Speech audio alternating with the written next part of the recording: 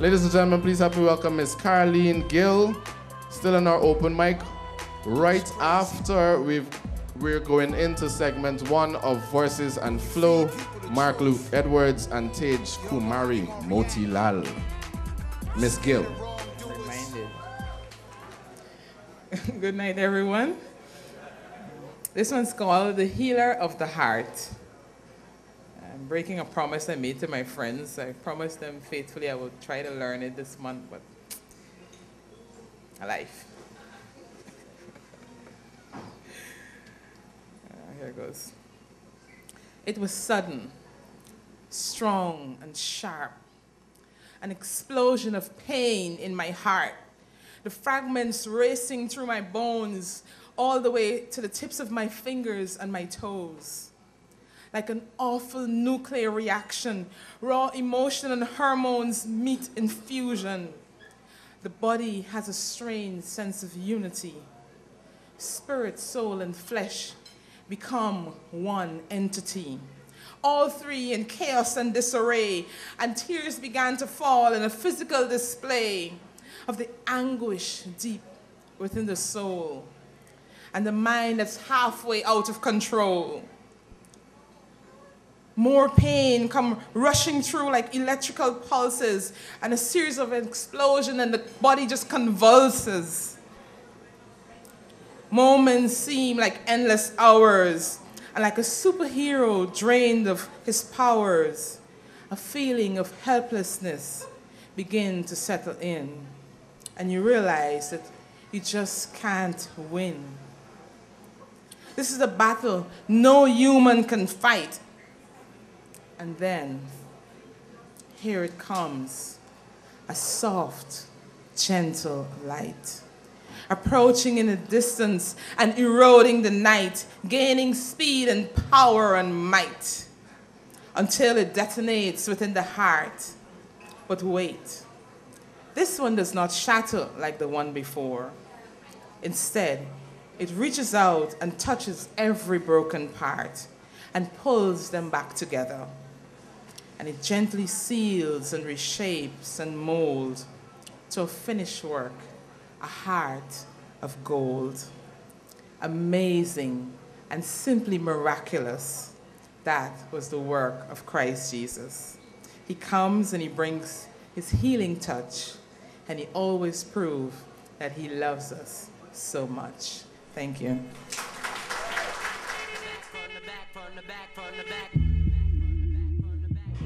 Good night, everybody. My name is Natalie Forrester.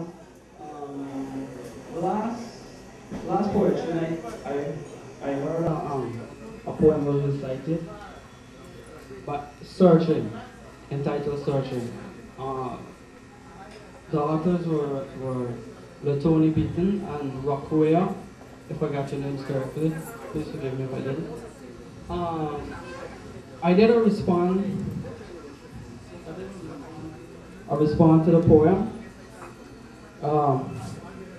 You really battered the guys on that poem, so it kind of got to me, so here I am.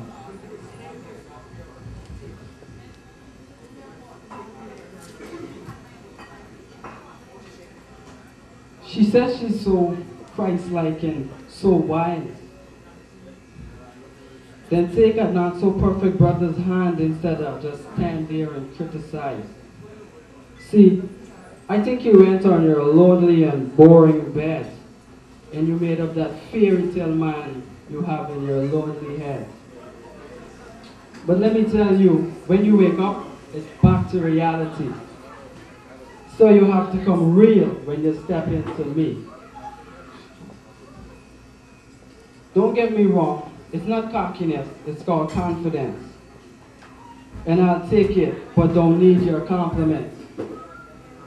Because what a man thinks of himself, then so is he. Ladies, listen before you judge me. I hear young women talking about good men are hard to find. And it's the same ones that once thought love is blind. Does this sound familiar? But it was love at first sight. Haha, really? Yeah, right. Ladies, Don't fall into love. Take control. Grow. Let your love unfold. You're what? 22, 23, and sound so old and bitter? With all the empowerment talk, you still sound like a quitter. All these things a young man must possess. With a 50-year-old, then we're equally matched. I guess young ladies these days made up their minds to be cradle snatched. They want a good man, but yet sort so shallow. What, you got a big ass and a cute face, but no head? I like you only if I'm sleepy hollow. Stop looking for a lot of money, fancy rides. I know women like that expensive taste. But they're not always good guys. Just another one for you to chase. I see them seeking outer attention because the lack of inner affection. All you get is constant rejection. And that's what's up with all the long faces. Baby girls are looking for love in all the wrong places. Let me show you a perfect place where love starts. And it's right here in your own heart. And the response to the poem entitled Search. Very talented. But why use the Lord's name as a weapon? Or you gotta have some form of perfection. You're a learner yourself, so before you judge a dude because of his mohawk, pants tight or sagging, his balls squeezed or hanging, teach him what someone taught you. He don't have to be your future husband for you to lay a water guard upon that young man. Males wear clothing by their ages. Don't try to judge a dude by running your mouth. Show love, a sense of respect, and let it phase out. Two things come to mind when a woman looks at how a man is dressed. She don't want to go any further, or with the man before, she's obsessed. Stop chasing and looking for that feeling of your first love. I know that's a woman's treasure, but love and mold a man right in front of you. He has potentials way beyond measure. And the guy would only call up to a girl by saying, "Hey sexy," because of her look.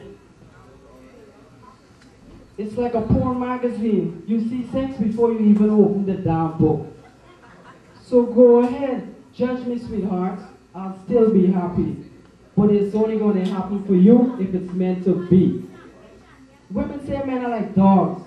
Train them how you want them to be. See, I never got that. Love me and treat me rightly, you can even call me Spock. So stop looking for a swag. That's for boys.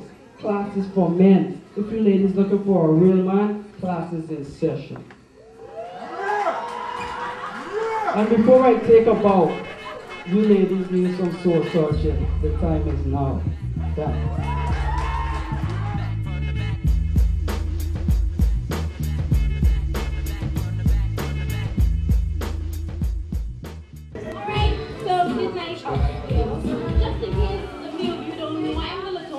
That the young man was talking about, so I believe my poem has been misinterpreted. So, with all that being said, I still searching all around, climbing up and falling down, step by step, never afraid to take a leap of faith, searching to find that man that will be my soulmate.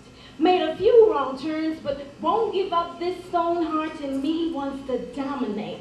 More and more huge leaps of faith, seeking to find that man that will be so great, the man that carries me in his thoughts. He loves and fears God with all his heart, the one who understands the role of a man, the worth of compassion, truth, love, and commitment. Never, ever will he fall short of fulfillment. He will be all that he's destined to be, a strong man created by God to love, guide, and protect me. Is he you, Anthony?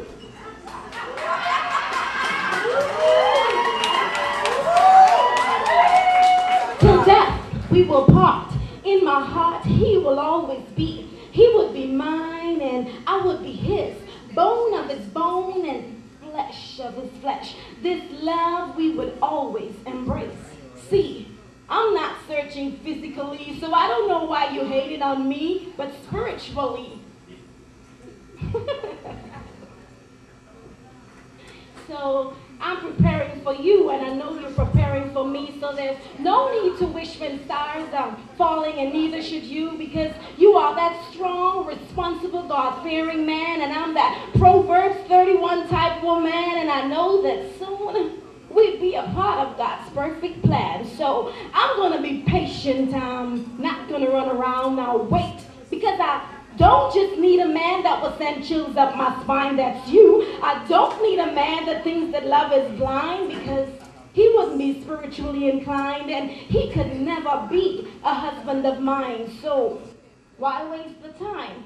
Anthony, baby, I pity the fool who thinks I'd marry him because he's cool, and over him I would always drool. Instead, he'd be schooled.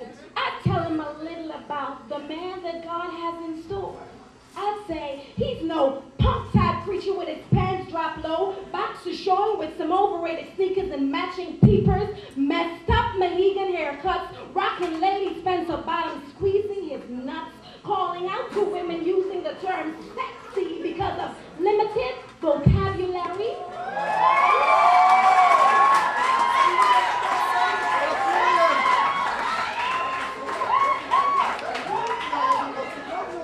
Advertising his external genitalia. In other words, taking a leap publicly, talking about, I'm glad I'm a man, when in fact he's just ridiculously silly, chipping through as if someone broke his hip. God knows when I see these things, I want to flip. Sweetheart, you could never be my husband because he is always neatly dressed with shining shoes, well-spoken and respectful too. He is a leader and not a follower, and he possesses a gentleman's stature. Now, I'm about to give you a spiritual injection with some important information that I gotta mention. So, if this despicable